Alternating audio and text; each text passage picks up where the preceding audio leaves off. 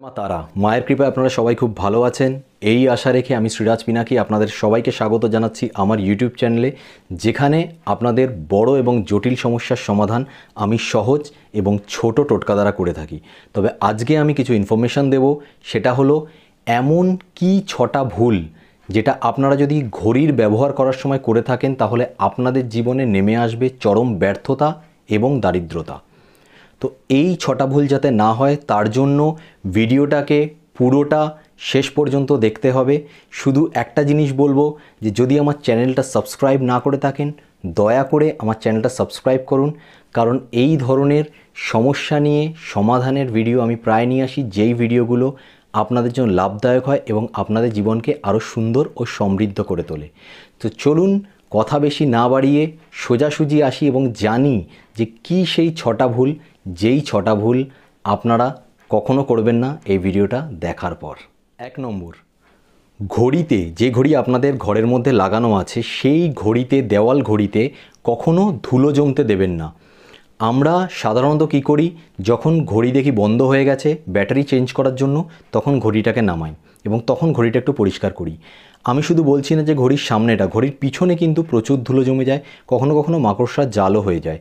তো এই যেন মাকড়সার জাল বা ধুলো ঘড়িতে যেন একদম না জমে, তাহলে আপনারা দেখবেন সময়ের সাথে সাথে আপনাদের বুদ্ধির মধ্যেও সেই ধুলো জমে যাচ্ছে এবং আপনারা যা সিদ্ধান্ত নিচ্ছেন যে কোনো কাজ করার জন্য সেইটাতেই আপনারা আনসাকসেসফুল হচ্ছেন। তাই অবশ্যই মনে রাখবেন ঘড়িতে যেন কখনো ধুলো না থাকে। প্রতি সপ্তাহে অন্তত একবার ঘড়িটাকে আপনারা পরিষ্কার করবেন। 2 নম্বর, ঘড়িতে যেন একদম সঠিক টাইম সেট করা থাকে।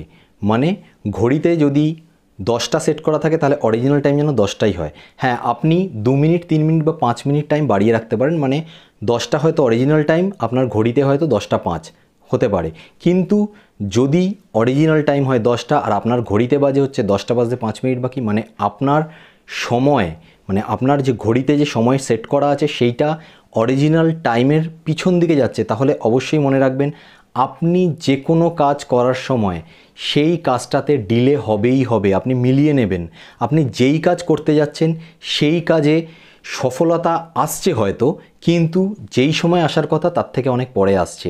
এর একটা বড় কারণ, বাস্তুতে আমরা যে ঘড়ি লাগানো থাকে সেই ঘড়িতে টাইম আমাদের অনেক সময় পিছন দিকে করা থাকে। এইটা যদি হয়ে থাকে তাড়াতাড়ি করে কারেকশান করুন এবং ঘড়ির টাইম নয় সঠিক রাখুন বা 2-3 মিনিট এগিয়ে রাখুন। 3 নম্বর, ভাঙা ঘড়ি বা বন্ধ ঘড়ি কখনও ঘরের মধ্যে রাখবেন না বা আপনারা নিজেরাও পরবেন না। বন্ধ ঘড়ি সাধারণত আমরা রিস্ট ওয়াচে হয়তো আমরা পরি না, কিন্তু কখনো কখনো দেখা যায় যে আমাদের ঘরের মধ্যে যে দেওয়ালে যে ঘড়ি লাগানো আছে আমরা হয়তো সেরকমভাবে দেখিনি, ঘড়িটা বহুদিন ধরে বন্ধ হয়ে পড়ে আছে। এই ধরনের ঘড়ি যেন ঘরের মধ্যে না থাকে। ঘড়িটা যদি বন্ধ হয়ে যায় তাহলে ব্যাটারি চেঞ্জ করে অবশ্যই চালু করার চেষ্টা করুন, আর যদি ঘড়িটা পুরোপুরিভাবে খারাপ হয়ে থাকে তাহলে ঘড়িটাকে ঘরের মধ্যে রাখবেন না। আর যদি ভাঙা ঘড়ি হয়, মানে হতে পারে যে ঘড়িটার মধ্যে কোনো ধরনের দাগ পড়ে গেছে, কাঁচটা হয়তো ভেঙে গেছে, বা আমরা অনেক সময় হাত ঘড়ি পরি, রিস্ট ওয়াচ যেটা পরি, সেইটা কোথাও ধাক্কা লেগে হয়তো কাঁচটা ক্র্যাক হয়ে গেছে বা ঘড়িটা চলছে, সেরম ধরনের ঘড়িও যদি হয় তাহলে কাঁচটাকে বদলে নিন। ভাঙা ঘড়ি বা বন্ধ ঘড়ি সবসময় অ্যাভয়েড করার চেষ্টা করবেন। যদি আপনারা ভাঙা ঘড়ি বা বন্ধ ঘড়িকে ব্যবহার করেন সেটা আপনারা আপনাদের ঘরের মধ্যে করতে পারেন বা নিজেদের হাতের মধ্যে করতে পারেন। যদি আপনারা ব্যবহার করেন বন্ধ বা ভাঙা ঘড়ি তাহলে আপনারা দেখবেন যে আপনাদের তৈরি কাজ, মানে একটা হিন্দিতে কথা আছে না, বনে বানায়া কাম বিগড় গয়া, তো এই ধরনের ব্যাপার হয়ে যাবে। আপনাদের তৈরি একদম এই কাজটা হবেই হবে, আপনারা জানেন সেই কাজে আপনারা ফেলিওর হয়ে যাবেন, সেই কাজ আপনাদের হবে না, আপনারা আনসাকসেসফুল হবেনই হবেন। আপনারা মিলিয়ে নেবেন। তাই জন্য আমি বারবার বলছি বন্ধ ঘড়ি বা ভাঙা ঘড়ি কখনোই না আপনারা নিজেরা ব্যবহার করবেন না ঘরে লাগাবেন।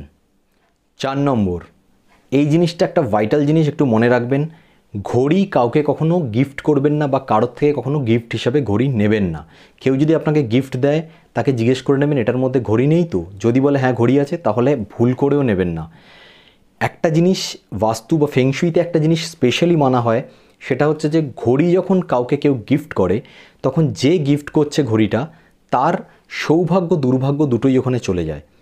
যদি তার ভাগ্য যদি একটু বেশি খারাপ থাকে তাহলে মনে করবেন আপনি ঘড়িটা যদি গিফট নেন তার মানে তার যে দুর্ভাগ্য সেটা কিন্তু আপনার কাছে চলে আসবে।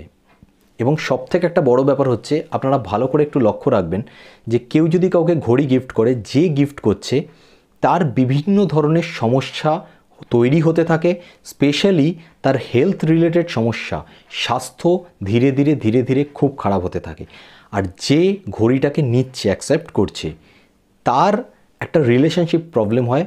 রিলেশনশিপ প্রবলেম মানে আমি বলছি না হাজব্যান্ড ওয়াইফের সঙ্গে বা মা বাবার সঙ্গে প্রবলেম, ওভারঅল রিলেশনশিপে যাদের যাদের সঙ্গে তার সম্পর্ক আছে প্রত্যেকের সঙ্গে দেখবেন কথা কাটাকাটি হবে, তাদের সঙ্গে একটা দ্বন্দ্ব বেঁধে যাবে, কথার মিল হবে না, কিছু না কিছুভাবে একটা ঝামেলায় জড়িয়ে পড়বে সে। সেই জন্য একদম মনে রাখবেন, এইটা যেন মাথা থেকে না বেরিয়ে যায়, ঘড়ি কখনো গিফট হিসাবে না দেবেন, না কখনো নেবেন। 5 নম্বর, কখনো সদর দরজার উপরে ঘড়ি লাগাবেন না। আমরা হয়তো ভিতর দিকে একটা সৌন্দর্যের জন্য বা যে কোনো কারণে সদর দরজা মানে মেইন যেটা গেট আমাদের, সেই গেটের উপরে আমরা একটা ঘড়ি লাগিয়ে দিলাম, আমাদের যেটা এন্ট্রান্স ডোর, যেটা মেইন ডোর, তার উপরে একটা ঘড়ি লাগিয়ে দিলাম। এইটা যদি আপনারা করেন, আপনারা দেখবেন আপনাদের বাইরে আনাগোনা বেশি হয়ে যাবে, বাইরে ব্যস্ততা বেশি হয়ে যাবে, কিন্তু সেই ব্যস্ততার জন্য আপনার আখিরে কোনো লাভ হবে না। যে আপনি বাইরে ব্যস্ত আছেন, খুব কাজ করছেন, তার জন্য আপনার কোনো লাভ হচ্ছে সেরকম হবে না।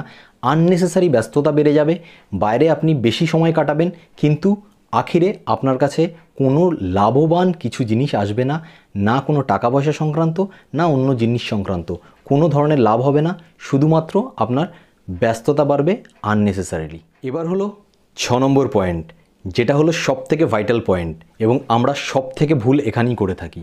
সেটা হলো যে আমরা যখন আমাদের ঘরের মধ্যে একটি ঘড়ি লাগাচ্ছি, দেওয়াল ঘড়ি লাগাচ্ছি, তখন আমরা দেখি কোন দেওয়ালে ঘড়িটা লাগালে আমাদের দেখতে সুবিধা হবে এবং কোন দেওয়ালটা ফাঁকা আছে, সেখানে আমরা ঘড়িটা লাগিয়ে দিই। কিন্তু একটা জিনিস মনে রাখবেন, ঘড়ি লাগানোর সঠিক 3টেই দিক, উত্তর, পূর্ব এবং পশ্চিম। দক্ষিণ দিকে কখনো ভুলেও ঘড়ি লাগাবেন না। এর একটা রিজন আছে। কি কারণটা কি? কারণটা হলো যে দক্ষিণ দিককে ধরা হয় যমরাজের দিক, যমরাজ মৃত্যুকে নিয়ে আসে। আপনারা দেখবেন যে যদি আপনারা দক্ষিণ দিকে ঘড়িটা লাগিয়ে দেন, তাহলে আপনাদের পরিবারের সদস্যদের কিন্তু আয়ু কমতে শুরু করে। তাই ভুলেও দক্ষিণ দিকে ঘড়ি লাগাবেন না। এবং এর সঙ্গে ফেংশুইতে মানা হয় দক্ষিণ দিকটা হলো পুরোপুরি স্থিরতার একটা দিক, সব কিছুকে দাঁড় করিয়ে দেয়। আপনি কোনো কাজ করবেন, সেখান থেকে দেখবেন আলটিমেটলি সাকসেস আসছে না। আপনি কোনো কাজ করেছেন, সেই কাজটা সম্পূর্ণ করে ফেলেছেন, কিন্তু সেখান থেকে অর্থনীতির দিক থেকে যে লাভ হওয়ার কথা সেই লাভ হচ্ছে না। আপনার টাকা পয়সায় কোনো বৃদ্ধি হচ্ছে না, বরং উল্টে খরচা হতে আছে। আপনি ধীরে ধীরে দেখবেন যে আপনি হয়তো দরিদ্রতার মধ্যে পড়ে যাচ্ছেন। এবং সবথেকে একটা বড় ব্যাপার যেটা হয় যে দক্ষিণ দিকে যদি আপনারা ঘড়ি লাগান, তাহলে আপনারা যেই কাজই করুন সাকসেস আপনাদের অধরা থেকে যাবে। সাকসেস কিছুতেই হবে না, আপনাদের জীবনে কোনো প্রগতি হবে না।